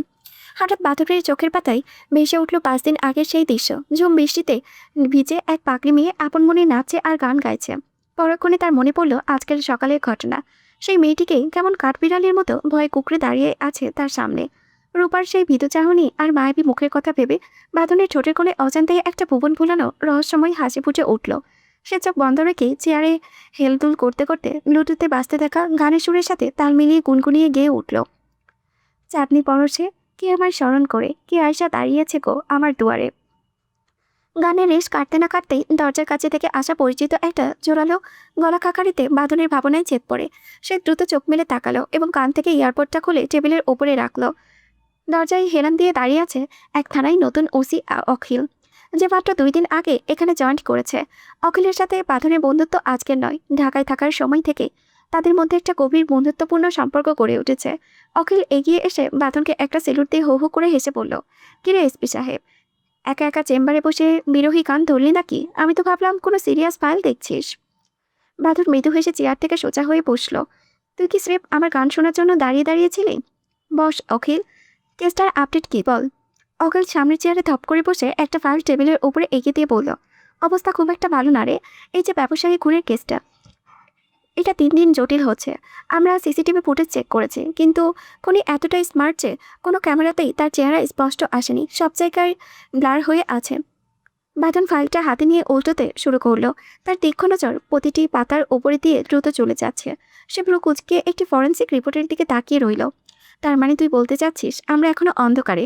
অখিল, ময়মনসিংহের মতো জায়গায় এত বড় একটা মার্ডার কোনো ক্লু ছাড়া হওয়া সম্ভব না। ভিকটিমের কল লিস্টে নতুন কিছু পেলি? সেটাই তো রহস্য। ভিকটিমের কলের শেষ কলটা এসেছিল একটা পাবলিক টেলিফোন বুথ থেকে, যেটা এখন প্রায় বিলুপ্ত। আর যে 3জনকে আমরা সন্দেহ করে তুলেছিলাম তাদের প্রত্যেকের সলিড অ্যাবিলিটি আছে। তারা ঘটনার সময় অন্য জেলায় ছিল। বাঁধন ফাইলে একটা নির্দিষ্ট জায়গাতেই এসে থেমে গেল। সে কলম দিয়ে একটা বিশেষ সময়ের ওপরে গোল করে দাগ কাটল। আসামি খুব চতুর, কিন্তু সে একটা ভুল করেছে। দেখ, খুনের ঠিক 10 মিনিট আগে ওই এলাকার পাওয়ার গ্রিন ডাউন ছিল। এটা কোনো টেকনিক্যাল ফল্ট ছিল না, ম্যানুয়ালি করা হয়েছে। আসল আসামি এই সুযোগটাই কাজে লাগিয়েছে। ফাইলটা এখানে রেখে যা, আমি আজ রাতে এটা নিয়ে আবার বসবো। ঠিক আছে এসপি সাহেব, সাবধানে থাকিস। কেসটা কিন্তু উপর মহলের চাপে আছে, আমি চললাম। অখিল উঠে দাঁড়িয়ে একটা সেলুট দিয়ে ঘর থেকে বেরিয়ে গেল, কিন্তু দরজার কাছে আসতেই অখিল হঠাৎ সজোরে কারোর সাথে ধাক্কা খেল। ধাক্কাটা এতটাই আচমকা ছিল যে সামনে থাকা মানুষটা ঢাল সামলাতে না পেরে মেঝেতে পড়ে গেল। পরক্ষণে ব্যথায় কেঁকে ওঠার শব্দ শোনা গেল। আহ আল্লাহ, মরে গেলাম গো। অখিল হকচকিয়ে সামনে তাকিয়ে দেখে একটা মেয়ে মেঝেতে বসে নিজের কোনোই ডলছে। মেয়েটির পরনে অ্যাশ রঙের জর্জেট থ্রি পিস, কাঁধের এক সাইডে ঝোলানো একটা সুন্দর ব্যাগ। শান্তা অনেক কষ্টে উঠে দাঁড়িয়ে সামনে শটান পুলিশ অফিসারকে ইউনিফর্ম পরা অবস্থায় থেকে ভয় কুকড়ে গেল। তার হার্টবিট যেন কয়েকগুণ বেড়ে গিয়েছে। সে ভয়ে আমতামতা করে গলা কাঁপিয়ে বলল, সরি সরি স্যার, আসলে আমি একদম দেখতে পাইনি, আমি খুবই দুঃখিত। অখিল শান্তার ভয়ার্ত চেহারা দেখে নিজের গলার স্বরটা কিছুটা নরম করে বলল, ইটস ওকে। তো তুমি এখানে কেন? এসপির সাথে কি কোনো দরকার আছে? শান্তা অন্যটা ঠিক করতে করতে বলল, ও, বাঁধন ভাইয়ের সাথে দেখা করতে এসেছি। অখিল এবার অবাক হয়ে পুরো কুঁচকাল। তার কপালে ভাঁজ পড়ে গেল। সে বিস্ময় নিয়ে প্রশ্ন করল, হোয়াট, বাঁধন ভাইয়া? শান্তা মাথা নেড়ে বলল, হ্যাঁ, ভেতরে যিনি আছেন উনি আমার ভাইয়া। আচ্ছা সরি, আসি। বলে শান্তার এক মুহূর্ত দেরি না করে অখিলের পাশ কাটিয়ে দ্রুত পায়ে বাঁধনের কেবিনের ভেতরে ঢুকতে গেল। অখিল সেখানেই স্থির হয়ে দাঁড়িয়ে রইল। সে নিজের মনে বিড়বিড় করে বলতে লাগলো, বাঁধনের বোন? কই, বাঁধন তো কখনো আমায় বলেনি যে ওর এত সুন্দর পরীর মতো দেখতে একটা বোন আছে। হালার ঘরের হালা, এত বড় খবর চেপে গিয়েছিস? তোর তো খবর আছে। এদিকে শান্তা বাঁধনের কেবিনে ঢুকে দেখে বাঁধন খুব মনোযোগ দিয়ে একটা ফাইল দেখছে। তার কপালে চিন্তার ভাঁজ। শান্তা দরজার কাছে দাঁড়িয়ে গলা খাকার দিয়ে বলল, আসসালামু আলাইকুম ভাইয়া। বাঁধন ফাইল থেকে চোখ তুলে সামনে তাকালো। শান্তাকে এই অসময়ে নিজের অফিসে থেকে ভ্রু কুঁচকে সালামের উত্তর নিয়ে বলল, ওয়ালাইকুম আসসালাম, তুমি এখানে? শান্তা কোনো অনুমতি তোয়াক্কা না করে বাঁধনের ঠিক সামনে চেয়ারটাতে ধপ করে বসে পড়ল। একদম বাঁধনের চোখের দিকে তাকিয়ে চ্যালেঞ্জিং সুরে বলল, কেন, আমি কি আসতে পারি না? বাঁধন ফাইলের দিকে পুনরায় নজর দিয়ে অত্যন্ত গম্ভীর কণ্ঠে বলল, আমি কাজের সময় ডিস্টার্ব একদম পছন্দ করি না, গেট আউট। শান্তার সাথে সাথে গাল ফুলিয়ে অভিমানে মুখটা ছোট্ট করে ফেলল। সে কাঁধের ব্যাগটা ঠিক করতে করতে বলল, এটা কোনো কথা ভাইয়া? অতিথির মতো আপনার রাজকীয় কক্ষটা একটু দেখতে আসলাম, আর আপনি দেখা হতে তাড়িয়ে দিচ্ছেন। বাঁধন বিরক্তিতে কপাল কুঁচকে আবার বলল, শান্তা, আমি এখানে ফালতু কথা বলার মুডে নেই, অনেক কাজের চাপ আছে। শান্তা নাছোড়বান্দা। সে চেয়ারে আরও আরাম করে বসে বলল, ঠিক আছে, আপনি চুপচাপ আপনার কাজ করুন, আমি জাস্ট এখানে চুপচাপ বসে বসে আপনাকে দেখি, কোনো কথা বলবো না, প্রমিস। বাঁধন একটা দীর্ঘশ্বাস পেলে বিরক্তিতে আবারও ফাইলগুলো দেখতে লাগলো। সে জানে শান্তাকে বলে লাভ নাই। আর এদিকে শান্তা অপলক দৃষ্টিতে তাকিয়ে রইল বাঁধনের দিকে। মনে মনে সে কবেই এই মানুষটার প্রেমে হাঁপুডুপু খাচ্ছে, আর এখন তো সেই ভালো লাগা গভীর ভালোবাসায় পরিণত হয়েছে। শান্তা মুগ্ধ হয়ে দেখল এসির ঠান্ডা বাতাসে বাঁধনের কপালের কয়েকটা চুল অবাধ্য হয়ে এলোমেলোভাবে নাড়াচাড়া করছে। বাঁধনের সেই স্টিল করা ভ্রুটা এখন একদম স্পষ্টভাবে ফুটে উঠেছে, যা তাকে মারাত্মক আকর্ষণীয় আর পুরুষালী করে তুলেছে। শান্তার মনে হলো এই কঠোর পুলিশ অফিসার আড়ালে থাকা মানুষটাকে সারা জীবন এভাবেই অবলোক দেখে যেতে পারবে। তার হৃদস্পন্দন যেন নিজের অজান্তেই বেড়ে গেল। বাঁধনের প্রতিটি নড়াচড়া, তার ফাইল দেখার ভঙ্গি, সবকিছু শান্তার কাছে কোনো মায়াবী স্বপ্নের মতো লাগছে। কলেজের বারান্দার গ্রিলের ওপরে ভর দিয়ে রূপা, কেয়া, বৃষ্টি আর নাদিয়া সবাই মিলে টিফিন পিরিয়ডের আড্ডায় মেতেছে। চারিপাশে হইচই মাঝে হুট করে কেয়া প্রশ্ন করে বসলো, এই রূপা, তোর না বড় ভাই বিদেশ থেকে এসেছে, তা তোর জন্য কি কি আনলো শুনি? কেয়ার প্রশ্নের উপর হাসি খুশি মুখটা মুহূর্তেই ঘোলাটে হয়ে গেল। সে অভিমানী সুরে ঠোঁট ফুলিয়ে ছোট্ট করে বলল, কিছু না। কেয়া অবাক হয়ে চোখ বড় বড় করে বলল, বলিস কি, কিছুই আনেনি, একেবারে খালি হাতে? রূপা উদাস গলায় আবার বলল, জানি না রে। পাশ থেকে নাদিয়া একটু পাকা স্বরে টিপ্পানি কাটলো, আরে বাদ দে তো, সৎ ভাই তো, আপন ভাই তো আর না যে তোর জন্য জান লড়িয়ে দেবে। এত পস্তানোর কি আছে? নাদিয়ার কথায় রূপার বুকে যেন একটু কাঁপলো। সে দীর্ঘশ্বাস ফেলে বলল, আমি ভাইয়াকে কোনোদিন সামনাসামনি দেখিনি, শুধু এতটুকু জেনেছি যে আমার একটা সৎ ভাই আছে যে বিদেশে থাকে। কিন্তু বিশ্বাস কর, আমি কখনো তাকে সৎ মনে করে দিই। সবসময় ভেবেছি আমার একটা আপন বড় ভাই আছে, সে যখন বিদেশ থেকে আসবে তখন আমার জন্য কত কি আনবে। ভেবেছিলাম ভাইয়া এলে কত দুষ্টুমি করব, আদর করব, কিন্তু তা আর হলো না। বৃষ্টির কোচত কপালে উঠল। সে অবিশ্বাসের সুরে বলল, মানে কি, তুই এখনো বড় ভাইয়ের চোখের দিকেও দেখাও দেখিসনি? রূপা স্নান হেসে মাথা নাড়ল, না। নাদিয়া অবাক হয়ে কপালে চোখ তুলে বলল, কি বলিস এগুলো? কখনো দেখিস না মানে? বাদল ভাইয়া কি একবারও তোর সাথে দেখা করতে আসেনি? রূপা অদিশ আকাশের পানে তাকিয়ে একটা উত্তপ্ত দীর্ঘশ্বাস ফেলল। তার বুকে একটা অভিমান কণ্ঠে চেপে বলল, না রে, আমি কতবার দেখা করতে চেয়েছি, কিন্তু বাদল ভাইয়াকে বাড়িতেই পাওয়া যায় না। সারাদিন কোথায় যেন থাকে, আর রাতে যখন ফিরে তখন আমি ঘুমে থাকি। গত 5টা দিন এভাবেই কেটে গেল। কেয়া রূপার বিষণ্ণ মুখটার দিকে তাকিয়ে আমতা করে তার কাঁধে হাত রাখল। তারপর নিচু স্বরে বলল, থাক, মন খারাপ করিস না। হয়তো বাদন ভাইয়া তোর সাথে দেখা করতেই চায় না, তাই তোরও উচিত হবে তাকে আগ বাড়িয়ে বিরক্তি না করা। কেয়ার প্রতিটি কথা রূপার বুকে বিষাক্ত তীরের মতো বিঁধল। সে ঝাপসা চোখে নীল আকাশের দিকে তাকিয়ে রইল। তার মনে কেবল একটাই প্রশ্ন বারবার ঘুরপাক খাচ্ছে, তাহলে কি বাদন ভাইয়া তাকে মন বলে অস্বীকার করতেই পারছে না? সে সৎবোন বলে কি তার প্রতি ভাইয়ের এত ঘৃণা আর অবহেলা? রূপার চোখ ফেটে জল আসতে চাইল, কিন্তু সে নিজেকে সামলে নিল। এখন আমরা আর কোনো মেয়েকে ধরতে পারছি না। শহরের পুলিশের নজর অনেক বেড়ে গিয়েছে। চারদিকে শুধু পুলিশ আর পুলিশ। ইদানিং বেশ কয়েকটা মেয়ে ধরা পড়ায় ওরা একদম হন্য হয়ে আছে। তার উপরে ময়মনসিংহ শহরে এক নতুন অফিসার এসেছে, যিনি পুরো ফোর্সকে কড়া অ্যাকশন নেওয়ার অর্ডার দিচ্ছেন। কথাগুলো এক নিঃশ্বাসে বলে থামল রবিন। টেবিলের ওপরে পা তুলে আইস করে বসে থাকা কেবিনের ঠোঁটের এক পৈশাচিক হাসি ফুটে উঠল। কেবিন নামটা শুনে যতটা সাধারণ, মানুষটা ঠিক ততটাই ভয়ানক। নারী পাচার থেকে শুরু করে মাদক ব্যবসা সব জায়গায় অন্ধকার জগতে নাটের গুরু এই লোকটা। কেবিন দামি সিগারেটটা একটা লম্বা টান দিয়ে একতলা ধোয়া ছেড়ে রবিনের দিকে তাকিয়ে শান্তস্বরে বলল, নতুন এসপি, বাহ, লেটেস্ট আপডেট। তা শুনি নাম কি ওনার? বস জাওয়াত অধীর বাঁধন। কেবিন ধোয়ার কুণ্ডলেই আউড়ে নিজের কুৎসিত হাসিটা লুকিয়ে বিড়বিড় করল, জাওয়াত অধীর বাঁধন। পরক্ষণে তার চোখে দৃষ্টি হিমশীতল হয়ে এলো। সে রবিনের দিকে সরাসরি তাকিয়ে জানতে চাইল, যাই হোক, আসল কথাই আয়, কয়টা মেয়ে ধরেছিস? রবিন মাথা নিচু করে থরথর করে কাঁপতে শুরু করলো। সে তোতলাতে বলল, বস, একটাও না। চারিদিকে পুলিশের সংখ্যা এতটাই বেশি যে জালের বাহিরে বেরোনোর সুযোগ পাচ্ছি না। মুহূর্তের মধ্যেই কেবিনের শান্ত রূপ উধাও হয়ে গেল। সে পাগলের মতো গর্জে উঠে দাঁড়িয়ে পড়ল। সামনের ভারী টেবিলে সজোরে একটা লাথি মেরে সে চিৎকার করে উঠল, একটাও ধরতে পারিস না মানে? হ্যাঁ হ্যাঁ বস, আসলে স্যার। পুরো কথাটা শেষ হওয়ার আগেই কেবিন বিদ্যুৎ বেগে এগিয়ে এসে রবিনের মুখের ভিতরে রিভলভারের ঠান্ডা নলটা ঢুকিয়ে দিল। সে তাতে দাঁত চেপে বিষাক্ত গলায় বলল, আগামী 2 দিনের মধ্যে আমার আরও 2টো মেয়ে চাই। কালো হোক কি সুন্দর হোক, চললেই হবে। কিন্তু কোত্থেকে আর কিভাবে নিয়ে আসবে সেটা তুই ভালো জানিস। যদি না পারিস তবে উপরে যাওয়ার জন্য রেডি থাকিস। রাত প্রায় 12টার দিকে বাড়ি ফিরল বাঁধন। শরীরের ওপর দিয়ে আজ ধকল কম যায়নি। সরাসরি রুমে এসে ইউনিফর্মের প্রতিটি বোতাম খুলে সেগুলো ওয়াশিং মেশিনে দিয়ে দিল। এরপর কোমরে একটা সাদা রঙের তোয়ালে জড়িয়ে শাওয়ারের রুমে ঢুকলো। টানা 30 মিনিট পর শাওয়ার নিয়ে যখন বেরোলো, তখন তার শরীর থেকে সাবানের মৃদু সুবাস আসছে। আয়নার সামনে দাঁড়িয়ে একটা হ্যান্ড ড্রায়ার দিয়ে নিজের চুলগুলো নিখুঁতভাবে শুকিয়ে নিল সে। ড্রেসিং টেবিলের থেকে একটা অ্যাশ রঙের ফিটিং টি শার্টটা কালো ট্রাউজার পরে নিতেই তার ক্লান্তি যেন অর্ধেক উধাও হয়ে গেল। প্রতিদিনের মতো আজকেও বাড়ির লোকের সাথে কাজের লোকের বাঁধনের ঘরে খাবার রাতে দিয়ে গেল। গত কয়েকদিন ধরে সে সবার সাথে ডাইনিংয়ে না বসে নিজের ঘরেই একা ডিনার সারে। বাঁধন শান্তভাবে টেবিলে বসে খেতে শুরু করলো।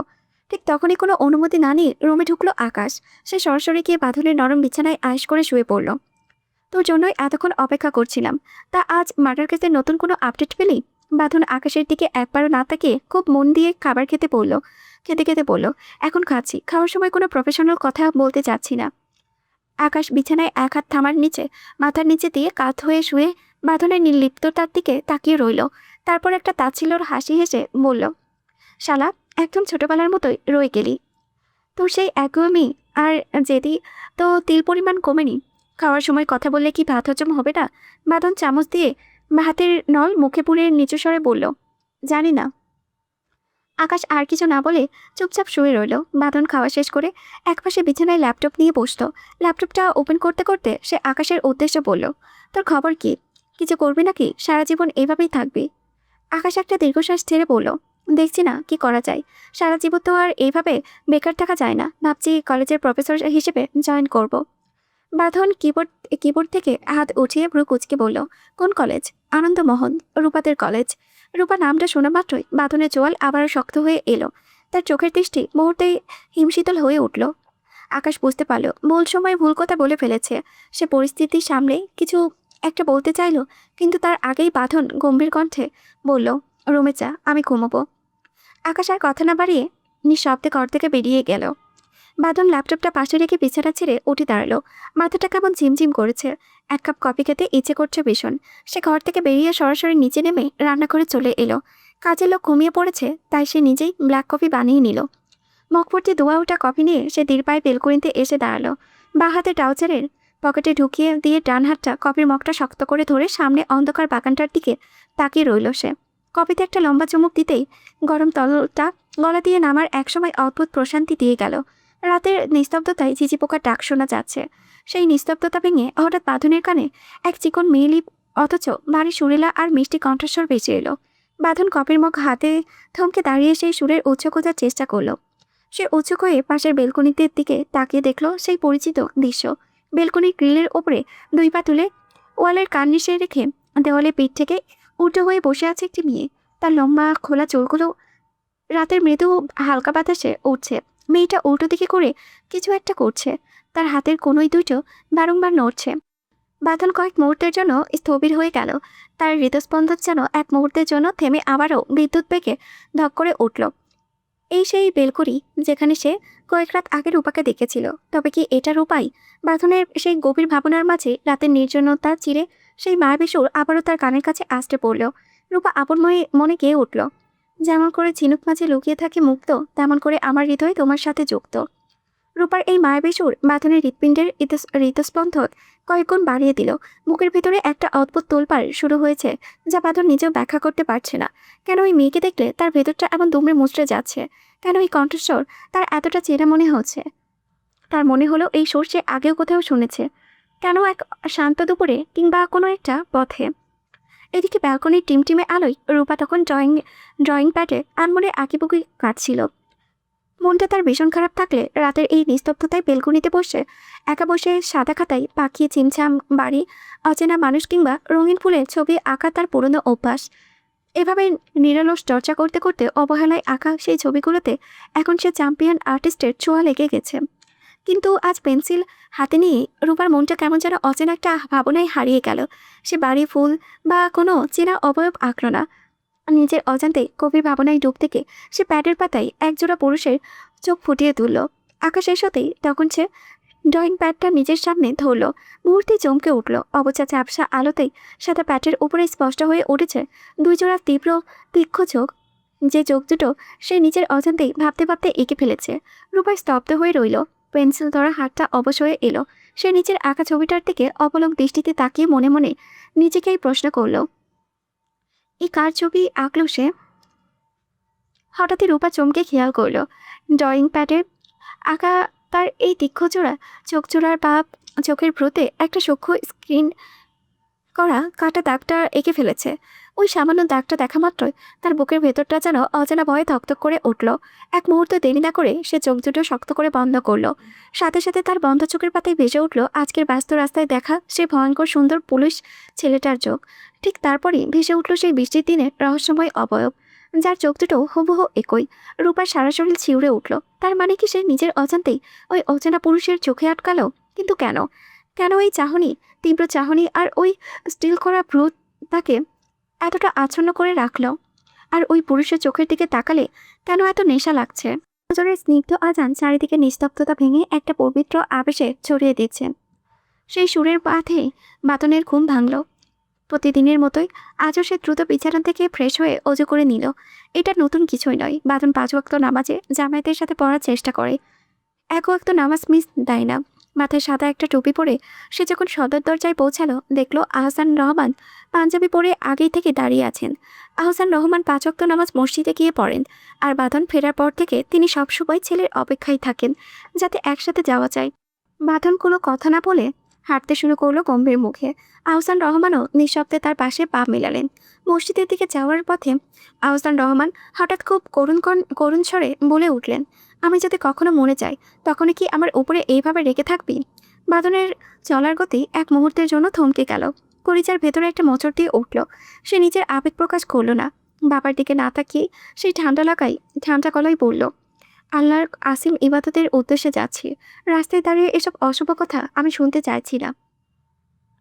বলে সে পা চালিয়ে দ্রুত হাঁটতে শুরু করলো। তারা ময়মনসিংহের ঐতিহ্যবাহী বড় মসজিদে এসে পৌঁছালো। নামাজ শেষ করে মুসল্লিরা যখন বাড়ির দিকে ফিরেছে, বাঁধন তখন উল্টো পথ ধরল। আহসান রহমান অবাক হয়ে ডাক দিল, ওদিকে কোথায় যাস? বাঁধন না থেমে কেবল ঘাটটা করিয়ে সামান্য বলল, আমার একটু কাজ আছে, আপনি বাড়ি চলে যান। বলে সে দীর্ঘ হেঁটে অনেক দূরে চলে গেল। আহসান রহমান বাড়ি ফিরলেন না। তিনি কৌতূহলী হয়ে দূর থেকে বাঁধনকে অনুসরণ করতে লাগলেন। দেখলেন বাঁধন এসে দাঁড়িয়েছে কালীবাড়ি গোরস্থানে। বাঁধন সোজা ভেতরে ঢুকে তার মায়ের কবরের শিওরে গিয়ে বসল। বাতাসের চাপটায় কবরের পাশে ছোট্ট গাছগুলো দুলছে। বাঁধন 2 হাতে তুলে মনোজাত ধরল। তার চোখের কোণে বেয়ে তখন তপ্ত জলের ধারা নামছে। সে ধীর স্থির কণ্ঠে বিড়বিড় করতে লাগলো, হে আল্লাহ, আমার মা আজ তোমার মেহমান। তুমি তাকে তোমার রহমতের সবচেয়ে শীতল ছায়াতলে আশ্রয় দিও। ইয়া মামুদ, মা আমার জন্য অনেক কষ্ট করেছে। তার সারাটা জীবন ছিল কেবল ত্যাগের গল্প। আজ আমি তোমার দেওয়া নিয়ামতের অনেক বড় পদে আসীন, কিন্তু মা পাশে নেই যে তার মাথায় আমার প্রথম স্যালারিটা তুলে দেব। মালিক, আমার ঘরের সব ভুল ত্রুটি তুমি ক্ষমা করে দিও। কবরের জাগতিকে তার জন্য জান্নাতের বাগান বানিয়ে দিল। উপরে যেন কারো কোনো অভাব বোধ না করে। আমার এই সামান্য নামাজ, ইবাদত আর নেক আমলগুলো সোয়াব তুমি আমার মায়ের রুহে পৌঁছে দেয়। হে দয়াময়, রোজ আসরে ময়দানে আমাদের সবাইকে আবার মায়ের সাথে মিলিত করার তৌফিক দিও। মা যেখানেই আছে যেন অনেক সুখে থাকে। আল্লাহ, তুমি আমার মাকে খুব ভালো রেখো, আমিন। দূর থেকে দাঁড়িয়ে নিঃশব্দে দেখলেন আহসান রহমান। তার চোখ দুটো থেকে অশ্রু গড়িয়ে পড়ল। এই দৃশ্য সহ্য করার মতো নেই তার। তাই তিনি আর দাঁড়িয়ে থাকতে পারলেন না। ভারী মন নিয়ে বাড়ির পথে হাঁটা দিলেন। বাঁধন আরও কিছুক্ষণ কবরের পাশে নির্জনতায় বসে রইল, যেন মায়ের কবরের মাটির ঘ্রাণে নিজের সবটুকু হাহাকার বিলিয়ে দিচ্ছে। একটু পর কবরস্থান থেকে বের হওয়ার রাস্তায় আসতেই তার পকেটে ফোনটা কেঁপে উঠল। স্ক্রিনে ভেসে উঠল অখিল গণ্ডগোল। নামটা দেখে বাঁধনের ঠোঁটের কোণে একটা বিষণ্ণ হাসির রেখা ফুটে উঠল। এই নামটাই বাঁধন দিয়েছিল পুলিশের ট্রেনিংয়ের সময়। অখিল যেখানেই যেত একটা না একটা ঝামেলা পাকিয়েই ছাড়ত। সেই থেকে সে বাঁধনের কাছে অখিল গণ্ডগোল। ফোনটা রিসিভ করে কানে ধরতে ওপাশ থেকে অখিল তার স্বভাবজাত ভঙ্গিতে চেয়ে চেয়ে উঠল, কিরে 30 বছরের বইটা, তুই আছিস কই? এখনই ময়মনসিংহের জেলা স্কুলের মাঠে আয়। সবাই ব্যায়াম শেষ করে দৌড়ানো শুরু করেছে, তুই এখনও নিখোঁজ। বাঁধন হাসতে হাসতে জেলা স্কুল মাঠের দিকে পা বাড়িয়ে বলল, হালার ঘরে হালা গন্ডগোল, আমার কোন দিক দিয়া তোর বইটা মনে হয় রে? অখিল ওপাশ থেকে দারুজ গলায় হাসল, তুই তো বইরাই রে হালা, এখনো বিয়ে করিস নাই, 30 বছর পার হয়ে গেল। আরে শালা, সময় থাকতে থাকতে বিয়েটা করে ফেল, নাইলে পরে যখন করবি তখন তোর বউ তোর স্বামী না ডেকে নির্ঘাত দাদু বলে ডাকবে। বাঁধন চোখ পাকিয়ে গম্ভীর হওয়ার ভান করে বলল, 1 মিনিট দাঁড়া, আমি আসতেছি তোর কাছে। মিনিট কয়েকের মধ্যেই লম্বা লম্বা পা ফেলে জেলা স্কুলের মাঠে পৌঁছে গেল বাঁধন। দূরে থেকেই দেখল অখিল একটা ঢিলেঢোলা নীল শার্ট আর হাফ ট্রাউজার পরে কোমরে হাত দিয়ে দাঁড়িয়ে চারিপাশে দেখল।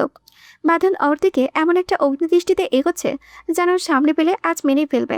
বাঁধনকে ওভাবে অগ্নিমূর্তিতে আসতে দেখলো অখিলের পেলে চমকে গেল। সে এক মুহূর্ত দেরি না করে যান হাতে নিয়ে ভোরদৌড় লাগালো। বাঁধনও পেছনে পেছনে ছুটতে শুরু করলো। পুরো মাঠ জুড়ে তখন চোর পুলিশ খেলা শুরু হয়ে গিয়েছে। অখিল দৌড়াতে দৌড়াতে হাঁপাতে হাঁপাতে চেঁচিয়ে বলল, কিরে, আজকে তুই আমাকে আসামি ধরার ট্রেনিং মনে করে ব্যায়াম করছিস নাকি? থাম শালা, আর পারছি না। বাঁধন পেছন থেকে গতি বাড়িয়ে দিয়ে বলল, থামবো? তুই না বললি আমি বুইড়া? আজ এই বইটার দৌড় দেখবি তুই। আজ তোরে পাইলে জিলা স্কুলের মাটিতে পুঁতে ফেলবো। অখিল এক চক্করে করে বাঁধনের থেকে কিছুটা দূরত্ব বজায় রেখে গাছের আড়ালে গিয়ে দাঁড়ালো। বুক ভরে শ্বাস দিয়ে বলল, আরে ভাই, আমি তো তোর ভালোর জন্যই বলছি। 30 বছর তো কম হলো না। এখন বিয়ে না করলে তোর বাচ্চারা যখন স্কুলে যাওয়ার সময় হবে তখন লোকে তোকে বাবা না বলে বলবে দাদু ভাই। নাতিয়ে নিয়ে কই যান? ওই অপমান কি আর সহ্য করতে পারবি? কথাটা বলেই বাঁধন হাত থেকে একটা কাল্পনিক জুতো ছোড়ার ভান করলো। সে এক লাফে অখিলের কাছে পৌঁছে ওর কলার চেপে ধরল। হালার করে হালা, আজ তোর সব দাঁত খুলে হাতে ধরিয়ে দেব, তারপর দেখব কাকে তখন দাদু ডাকিস। অখিল হাসতে হাসতে বাঁধনের হাত থেকে ছুঁড়ে যাওয়া চেষ্টা করতে করতে বলল, আরে ছাড় ছাড়, এসপি সাহেবের এই গুন্ডামি দেখলে ময়মনসিংহের মানুষ তো ভয় শহর ছেড়ে পালাবে। আমি তো তোর ফ্রেন্ড, একটু সত্য কথা বলেছি বলে কি মারবি? বাঁধন হালকা একটা লাথি বসিয়ে দিল অখিলের পায়ে। তারপর নিজেও হাসতে হাসতে বলল, গন্ডগোল নামটা তোরে এমনি এমনি দেই নাই শালা। সকালে নামাজ পড়ে আসলাম একটু শান্তি খুঁজতে, আর তুই আয়সা রিয়ার ভূত মাথায় ঢুকাচ্ছিস। চল, এখন 5 চক্কর দৌড় দিবি আমার সাথে। অ্যাকচুয়াল কম হলেও আজ তোর একদিন কি আমার একদিন। অখিল কপালে হাত দিয়ে বিড়বিড় করল, হায় রে কপাল, বন্ধুর ভালো চাইতে গিয়ে এখন নিজের জানটাই কুয়াতে হচ্ছে। দুই বন্ধু তখন জেলা স্কুলের মাঠের সবুজ ঘাসের ওপর দিয়ে দৌড়ানো শুরু করলো। অনেকক্ষণ ঘাম ঝরানোর ব্যায়াম আর দৌড়াদৌড়ির পর দুজনে হাঁপাতে হাঁপাতে মাঠের সবুজ ঘাসের উপরে বাপাস করে বসে পড়ল। বাঁধনের শরীর পেয়ে ঘাম ঝরছে। গরমে টি শার্টটা খুলে কাঁধের উপরে ফেলে দিল। সকালের কাঁচা রোদটা তার সুঠাম পেশিবহুল শরীরটাকে চিকচিক করেছে। অখিল একবারও বাঁধনের দিকে তাকিয়ে একটা লম্বা শ্বাস ফেলে পড়ল, শালা, তোরে দেখলে মাঝে মাঝে আমার নিজেরই হিংসা হয়। একটা পুরুষ মানুষ এত সুন্দর কেমনে রে? তবে যাই বলিস, তোর কপালে যেই থাকুক, ভাগ্যগুণে 30 বছরে একটা যাত্রেল বুইড়াই পাবে সে। কথাটা কানে যেতেই বাঁধন মুহূর্তের মধ্যে তাতে দাঁত চেপে অখিলের পায়ে কষে একটা লাথি মারল। অখিল ওরে বাবারে বলে উঠে হাসতে হাসতে পা ডলতে লাগলো। হাসাহাসি থামিয়ে হঠাৎ অখিল কিছুটা সিরিয়াস হয়ে বাঁধনের দিকে তাকিয়ে বলল, ভালো কথা মনে পড়লো, কিরে, তোর যে একটা বোন আছে সেটা তো আগে বলিস নাই আমাকে। বাঁধন পানির বোতলের মুখে খুলে ঢকঢক করে কিছুটা পানি খেয়ে একটা লম্বা শ্বাস টেনে বলল, আমার কোনো বোন নেই। অখিল ভ্রু কুচকে পাল্টা প্রশ্ন করলো, বোন নেই মানে? তাহলে কাল যে একটা মেয়ে এসপি অফিসে এসে দাবি করলো তুই নাকি ওর ভাই হোস। বাঁধন পানির বোতল ধরা হাতটা স্থির হয়ে গেল। সে সন্দেহান গলায় জিজ্ঞেস করলো, কোন মেয়ে, কার কথা বলছিস? ওই যে কাল সুপার কার্যালয়ের একটা মেয়ে আসলো না, অ্যাশ রঙের থ্রিপিস পরা ছিল, গায়ের রংটা বেশ ফর্সা। অখিলের বর্ণনা শুনে বাঁধনের সঙ্গে সঙ্গে মনে পড়ল, কাল তো শান্তা গিয়েছিল ওর সাথে দেখা করতে। সে নির্লিপ্ত গলায় বলল, ও আচ্ছা, শান্তার কথা বলছিস? হ্যাঁ, ও আমার কাকাতো বোন। অখিল এবার বাঁকা হাসি দিয়ে বলল, ও, আমি ভেবেছিলাম তোর নিজের বোন। যাই হোক, তোর কাকাতো বোনটা কিন্তু বেশ সুন্দরী। তা তার কি তার লগে কি তোর কোনো তলে তলে চক্কর টক্কর চলছে নাকি? কথাটা শোনা মাত্রই বাঁধন ঝট করে উঠে দাঁড়ালো। কোমরে 2 হাত দিয়ে অখিলের দিকে এমনভাবে তাকালো যেন এখনই ওকে কাঁচা চিবিয়ে খাবে। সে বিরক্তি মেশানো গলায় বলল, তুই নিজে যেমন আস্ত একটা গন্ডগোল, তোর মাইন্ডটাও একদম ওই গন্ডগোল মার্কার নোংরা। তোর নামে অখিল না দিয়ে আসলে গন্ডগোল রাখা উচিত ছিল। বাঁধন ঘামে ভেজা টি শার্টটা কাঁধে ফেলে খালি গায়ে নারচ ভঙ্গিতে বাড়িতে ফিরল। ড্রয়িং রুমে তখন হাজি রহমান আয়েস করে বসে চা খাচ্ছিলেন আর চশমাটা নাকের ডগায় নামিয়ে মনোযোগ দিয়ে খবরের কাগজ পড়ছিলেন। বাঁধন দাদুকে দেখে হালকা হেসে সালাম দিল, আসসালামু আলাইকুম দাদু, শুভ সকাল। হাজি রহমান পেপারটা সরিয়ে চশমার ওপর দিয়ে প্রিয় দাদু ভাইয়ের দিকে তাকালেন। বাঁধনের সুঠাম শরীর আর ঘামে দেখে তিনি সস্নেহে বললেন, ওয়ালাইকুম আসসালাম, শুভ সকাল দাদু ভাই। তুই তো একদম ভিজে গিয়েছিস রে, যা তাড়াতাড়ি গিয়ে রুমে গিয়ে ফ্রেশ হয়ে আয়। এই অবস্থায় বেশিক্ষণ থাকিস না, ঠান্ডা লেগে যাবে। বাঁধন সিঁড়ি দিয়ে উপরে উঠতে লাগলো। ঠিক সেই সময় উপর থেকে নামছিল শান্তা। বাঁধনকে উপরে উঠতে দেখে শান্তার মাথায় মুহূর্তেই হিন্দি সিনেমার রোমান্টিক ভূত হওয়ার সাওয়ার হলো। সে ভাবল, এখনই তো সুযোগ। সিনেমায় যেমন দেখিয়েছিল নায়িকা সিঁড়িতে ধপাস করে পড়বে আর হিরো ঠিক শেষ মুহূর্তে তাকে কোমরে জড়িয়ে ধরে ফেলবে, তারপর স্লো মোশনে একে অপরের চোখের দিকে তাকিয়ে থাকবে আর ব্যাকগ্রাউন্ডে মিউজিক বাজবে। সাতটা নিজের মনে একটা সিনেমার স্ক্রিপ্ট সাজিয়ে ফেলল। যেই ভাবা সেই কাজ। বাঁধন এখন যখনই ওর কাছাকাছি আসলো, শান্তা ঠিক তখনই একটা নাটকীয় ভঙ্গি করে ও মা বলে পা পিছলে যাওয়ার ভান করলো। সে চোখ বন্ধ করে একদম প্রস্তুত হয়ে রয়ে আছে যখনই বাঁধনের শক্ত হাত তাকে আগলে ধরবে, কিন্তু ও বাস্তবে যা করলো তা সিনেমার ধারে কাছেও নেই। বাঁধন বড় বড় পা ফেলে শান্তাকে পাত্তাই না দিয়ে পাশ কাটিয়ে উপরে চলে গেল। শান্তা যখন বুঝলো কেউ তাকে ধরেনি, তখন তার মধ্যাকর্ষণ শক্তি কাজ শুরু করে দিয়েছে। সে কোনো অবলম্বন না পেয়ে একদম ধপ্পাস করে সিঁড়িতে আছড়ে পড়ল। কোমরের হাড়ে একটা বৃষ্টি শব্দ হতেই শান্তার মুখ দিয়ে সিনেম্যাটিক ডায়লগের বদলে বেরোলো একটা বিকট চিৎকার। ও মা গো, মরে গেলাম রে! শান্তার গগনবিদারী চিৎকারে শিল্পী রহমান আর রজনী রহমান রান্নাঘর থেকে হাতাকুন্তি হাতে নিয়ে হতদন্ত হয়ে ছুটে এলেন। সিঁড়িতে শান্তা ওভাবে কুঁকড়ে বসে থাকতে দেখে শিল্পী রহমান অবাক হয়ে বললেন, কি হয়েছে? ওইভাবে সিঁড়িতে বসে কোপাচ্ছিস কেন? আর অমন করে চিৎকারি বা দিলি কেন? শান্তা ব্যথায় এক হাত দিয়ে কোমরে চেপে ধরে করুণ মুখে বলল, পড়ে গিয়েছি গো মা। রজনী রহমান শান্তার হাত ধরে টেনে তুলতে তুলতে বিরক্তি নিয়ে বলল, চোখে থাকতে পড়িস কি করে? শুনি, বড় হয়েছিস, একটু দেখে হাঁটতে পারলি না? শান্তা মুখে কিছু না বলে মনে মনে তখন বাঁধনের গোষ্ঠী উদ্ধার করেছে। সে মনে মনে কচকচ করে বলতে লাগলো, আমি তো দেখেই হাঁটছিলাম গো, শুধু পড়ার নাটক করেছিলাম যাতে তোমার ওই পাষাণ ছেলেটা আমায় একটু কোমরে ধরে চাপটে ধরে। কিন্তু হালার ঘরের জিরো আমাকে পাত্তাই না দিয়ে জ্যান্ত লাস্টার মতো পাশ কাটিয়ে চলে গেল। কেন রে ভাই, একটু ধরলে কি এমন যাচ্ছে? তো আমার তো হাড়গোড় ভেঙে ইজ্জত পাংচার করে দিল। যা বুঝলাম, সিনেমার নায়ক আর এই এসপি আসলে কোনো মিল নেই। সে তাতে দাঁত চেপে কোনো রকমে দাঁড়িয়ে ঘুরিয়ে ঘুরিয়ে নিচে ঘরের দিকে পা বাড়ালো। মনে মনে ঠিক করলো, পরের বার আর সিনেমার বুদ্ধি খাটাতে হবে না, না হলে নির্ঘাত পঙ্গু হাসপাতালে ভর্তি হতে হবে। লাল টকটকা বেনারসি শাড়ি পরে নতুন বউ সেজে বাসর করে বিছানায় বসে আছে রূপা। পুরো ঘর রজনীগন্ধার গন্ধে মোমো করেছে। দরজা খুলে ঢুকলো ইস্তিয়া, পরনে জামকালো বিয়ের পাঞ্জাবি আর মাথায় রাজকীয় পাগড়ি। সে খুব সাবধানে দরজাটা আটকে দিয়ে ধীর পায়ে বিছানার কাছে এগিয়ে এলো। রূপা লজ্জার নিচে নখের দিকে তাকিয়ে মাথা নিচু করে বসে আছে। ইস্তিয়াক পাগড়িটা সাইডে রেখে রূপার একদম পাশে বসলো। রূপার থুতনিটা আলতো করে উঁচিয়ে ধরে মায়াবী গলায় বলল, মাশাল্লাহ, আমার বউকে তো একদম আসমানে পরীর মতো লাগছে। আজ থেকে তুমি কিন্তু আমার। রূপা লজ্জায় লাল হয়ে আবারও মাথা নিচু করে ফেললো। ইস্তিয়াক আরেকটু ঘনিষ্ঠ হয়ে রূপার কানের কাছে ফিসফিস করে বলল, বাহ, আমার বউকে দেখি মারাত্মক লজ্জা। তোমার এই টমেটোর মতো লাল মুখটা দেখে তো আমার পাগলামি বেড়ে যাচ্ছে। আজ এই শুভরাত্রে আদর করার অধিকারটুকু কি আমায় দেবে? রূপা নিরুত্তর। তার এই নিস্তব্ধতাকেই ইস্তিয়াককে সম্মতির লক্ষণ হিসেবে ধরে নিল। সে যেন প্রেমের সাগরে হাবুডুবু খাচ্ছে। আবেগে আর উত্তেজনায় পাগল হয়ে সে রূপার কাঁধে ধরে বিছানায় শুইয়ে দিল এবং নিজের উপরে ঝাঁপিয়ে পড়ল। রূপার গাল, গলা আর ঘাড়ের আশেপাশে পাগলের মতো চুমু খেতে শুরু করলো সে। ইস্তিয়াক যেন রোমান্টিকতার এভারেস্টের চূড়ায় পৌঁছে গিয়েছে। কিন্তু ঠিক সেই মুহূর্তেই তাহার সুখের নদীতে এক সুবিশাল সুনামি আঘাত হানল। হঠাৎ তার পাছে কেউ শপাত করে একটা শক্ত কঞ্চির বাড়ি বসিয়ে দিল। মাথায় ইস্তিয়াকের কলিজা শুকিয়ে নীল হয়ে গেল। সে চোখ বন্ধ করে রেখেই যন্ত্রণায় কুকড়ে চিৎকার করে উঠল, আহ, কোন খানকির পোলা রে, বাসর করে হামলা চালায়! মুহূর্তে এক ভারী আর অত্যন্ত রাগী মহিলা কণ্ঠস্বর ঘরের দেওয়ালে প্রতিধ্বনিত তুলল, বেয়াদব, আমি কোন খানকির পোলা না, আমি তোর মা। ইস্তিয়াক তখনও ঘোরের মধ্যে। সে চোখ না খুলে আধো আধো ঘুম স্বরেই বলল, ও মা, জি মা, তুমি তুমি আমার জোয়ান ছেলের বাসর ঘরে এইভাবে ঢুইকা পড়লে, লাজ লজ্জা সব কি বিসর্জন দিয়া দিলে? যাও মা, জলদি রুম থেকে বের হও, তোমার বৌমা তো লজ্জায় জ্ঞান হারাবে।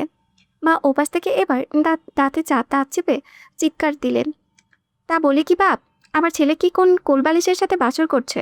কোলবালিশ শব্দটা কানে যেতেই ইস্তিয়াকের চটকা ভাঙল। সে চট করে চোখ খুলে দেখল সামনে কোনো লাল শাড়ি পরা অপ্সরা নেই, বরং তার পুরনো একটা কোলবালিশের ওপরে উঠে আসে। সেই বেচারা কোলবালিশের অবস্থা একদম শোচনীয়।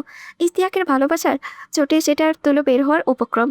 বিছানা চাদর দমড়ে মুচড়ে একাকার, আর জানালার পাশ দিয়ে আসা এক চিলতে রোদ ইস্তিয়াককে বিদ্রুপ করছে। সে ফ্যাল করে নিজের দুহাতের মাঝখানে ধরা কুলবালিশটার দিকে তাকালো। তার মনে এতক্ষণে সেই ড্রিমি রোম্যান্স, সেই রজনীগন্ধার ঘ্রাণ আর রূপার মায়াবী রূপ সবই ছিল একটা খতরনাক স্বপ্ন। সেই স্বপ্নদোষের চেয়েও ভয়াবহ এক স্বপ্নবাসরে করেছিল কোলবালিশের সাথে। পিছনে তাকিয়ে দেখল তার মা হাতে একটা ঝাড়ু নিয়ে অগ্নিমূর্তি দাঁড়িয়ে আছেন।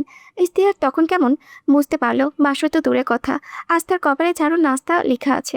সে কোলবালিশটা চাপটে ধরে বিছানায় একদম কাচুমাচু মুখ করে বসে রইল, কিন্তু সেখানেও শান্তি নেই। মা ঝাড়ু উঁচিয়ে অহংকার দিলেন, এখনই বিছানা স্যার, বেলা 10টা বাজে, আর উনি স্বপ্নে কোলবালিশে বিয়া কইরা সংসার করতেছে।